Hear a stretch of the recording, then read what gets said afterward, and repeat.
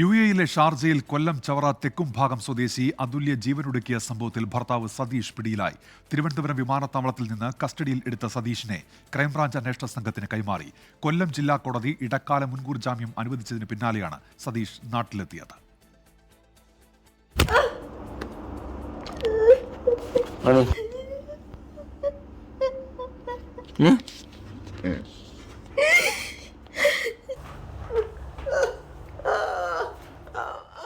ഇന്ന് പുലർച്ചെ ഷാർജയിൽ നിന്നെത്തിയ സതീഷിനെ തിരുവനന്തപുരം വിമാനത്താവളത്തിൽ എമിഗ്രേഷൻ വിഭാഗം തടഞ്ഞുവെച്ച് വലിയതുറ പോലീസിന് കൈമാറുകയായിരുന്നു.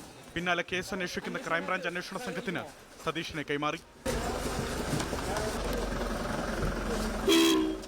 അന്വേഷണത്തോട് സഹകരിക്കുമോ എന്ന ചോദ്യത്തിന് സതീഷിന്റെ കൂസലില്ലാത്ത മറുപടി ഇങ്ങനെ: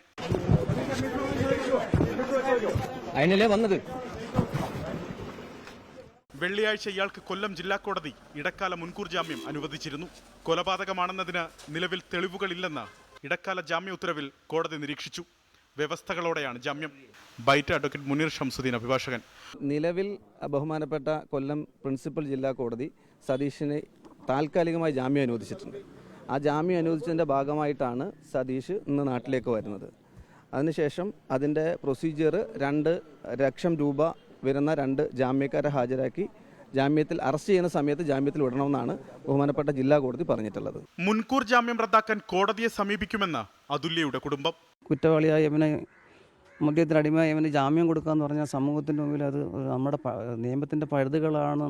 ഇങ്ങനെയുള്ള കുറ്റവാളികളെ രക്ഷപ്പെടാനാണ്. മുൻകൂർ ജാമ്യമുള്ളതിനാൽ അറസ്റ്റ് രേഖപ്പെടുത്തി മറ്റു നടപടിക്രമങ്ങൾ പൂർത്തിയാക്കി ഇയാളെ വിട്ടയക്കും. സതീഷിനെതിരെ കൂടുതൽ തെളിവുകൾ ശേഖരിച്ച് നിയമ നടപടികളിലേക്ക് കടക്കാനാണ് അന്വേഷണ സംഘത്തിന്റെ തീരുമാനം. 24 തിരുവനന്തപുരം. ലോകത്തെവിടെയായാലും ഏത് സമയത്തും 24 വാർത്തകളും ഓഗ്മെന്റഡ് റിയാലിറ്റി പാക്കേജുകളും എക്സ്പ്ലെയിനറുകളും വിശദമായി കാണാൻ ഞങ്ങളുടെ യൂട്യൂബ് ചാനൽ നിങ്ങൾക്ക് സബ്സ്ക്രൈബ് ചെയ്യാം.